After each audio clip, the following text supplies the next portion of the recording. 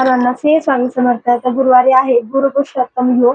तो सूर्योदयापासून चालू होते 11:33 पर्यंत सकाळी. तर आपल्याला लक्ष्मी प्राप्तीची सेवा काय करायची आहे, तर आपल्याला फुलवाती घ्यायची आहेत 12. ती 24 दिवसांची सेवा आहे.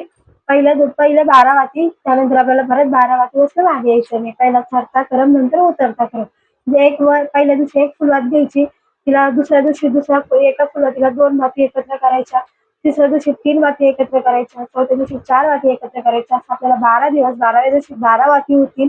आणि नंतर आपल्याला परत 13व्या दिवशी 12, परत 10, 12, 11, 10 परत असा उतरता क्रम करायचा आहे. अशी आपल्याला सेवा करायची आहे लक्ष्मीपतीची.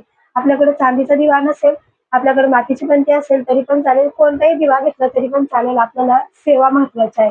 त्यानंतर आपल्याला तूप हे भरपूर वापरायचं आहे. आणि सेवा काय करायच्या, एक वेळा श्रीसूक्त, एक वेळा व्यंकटेश स्तोत्र, 16 वेळा लक्ष्मी गायत्री मंत्र, 16 वेळा कुबेर मंत्र, 16 वेळा विष्णू गायत्री मंत्र आणि 16 वेळा नवार्णव मंत्र.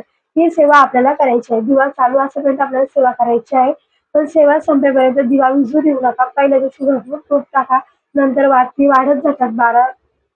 12व्या दिवशी, 13व्या दिवशी समजलं असेल काय, मासिक धर्म आला तेवढ्यापुरती सेवा स्किप करा.